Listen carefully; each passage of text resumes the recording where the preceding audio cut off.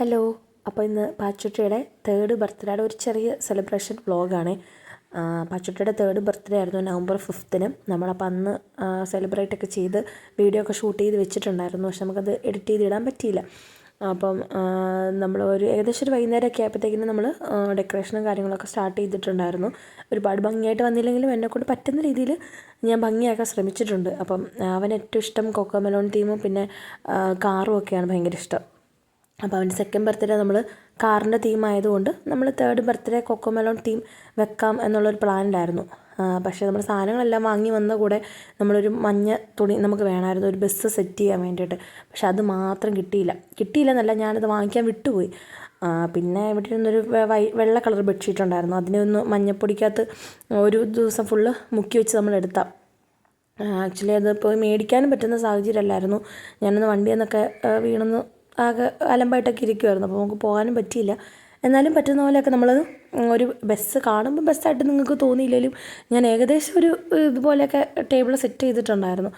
അപ്പോൾ അങ്ങനെ ഞാനും ചേട്ടനും കൂടി കുറച്ച് കൊക്കോമെലോൺ പ്രിൻസും അങ്ങനെ ഒക്കെ വെച്ചിട്ട് അവൻ്റെ ബർത്ത്ഡേ ഒന്ന് സെലിബ്രേറ്റ് ചെയ്യാൻ വേണ്ടിയിട്ട് നമ്മൾ ഇപ്പോൾ 3 വർഷമായിട്ട് നമ്മൾ സെലിബ്രേറ്റ് ചെയ്യാത്ത പാച്ചുൻ്റെ എന്നല്ല, നമ്മുടെ വീട്ടിലെല്ലാവരുടെയും നമ്മളങ്ങനെ സെലിബ്രേറ്റ് ചെയ്യാറുണ്ട് കേട്ടോ. നമുക്കൊരു സന്തോഷം, അത്ര തന്നെ ഉള്ളൂ. അപ്പം ചേച്ചി ബലൂണൊക്കെ സമയത്ത് വീർപ്പിച്ച് തന്നിട്ടുണ്ടായിരുന്നു. അപ്പോൾ ഞാനും ചേട്ടനും കൂടി ബലൂണൊക്കെ അതെങ്ങനെ വെക്കേണ്ടതെന്നുള്ള, ആക്ച്വലി ഇതിങ്ങനെ നിന്ന് ഞങ്ങൾ സംസാരിക്കുന്നതാണ് കാണുന്നെങ്കിലും അവിടെ നല്ല അടി നടന്നുകൊണ്ടിരിക്കുക. ഞങ്ങൾ തമ്മിൽ ബലൂൺ വെക്കുന്നതിനെക്കുറിച്ചുള്ള തർക്കമായിരുന്നു നടക്കുന്നത്. കാര്യം ഞങ്ങൾ വഴക്കൊക്കെ ഉണ്ടാക്കുമെങ്കിലും ഞങ്ങൾ ഭയങ്കര ഫ്രണ്ട്സാണ് കേട്ടോ. ചേട്ടനുള്ളത് എനിക്ക് ഭയങ്കര ഹെൽപ്പാണ്. അപ്പോൾ സുബിനാണെങ്കിലും നാട്ടിലില്ലാത്തതുകൊണ്ട് എന്തെങ്കിലും ഒരു ആവശ്യത്തിന് പെട്ടെന്ന് വിളിച്ചാൽ ഓടി വരുന്നതും വഴക്കൊക്കെ ഉണ്ടാക്കുമെങ്കിലും ചേട്ടൻ തന്നെയാണ്.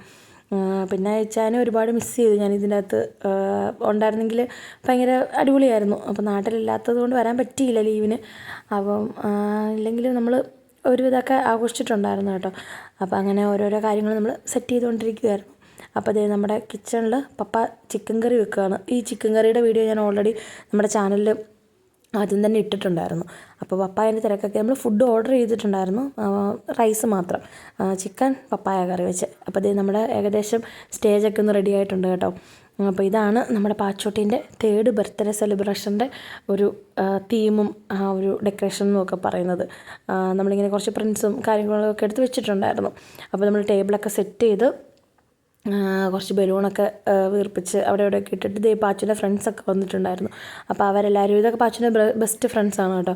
അപ്പോൾ എല്ലാവരും കൂടിയിട്ട് പാച്ചുവിൻ്റെ ബർത്ത്ഡേ കേക്കൊക്കെ മുറിച്ച് നമ്മൾ സെലിബ്രേറ്റ് ചെയ്തിട്ടുണ്ടായിരുന്നു. കേക്ക് നമ്മൾ ക്യൂട്ടി പൈ എന്നാണ് വാങ്ങിച്ചിട്ടുണ്ടായിരുന്നത്.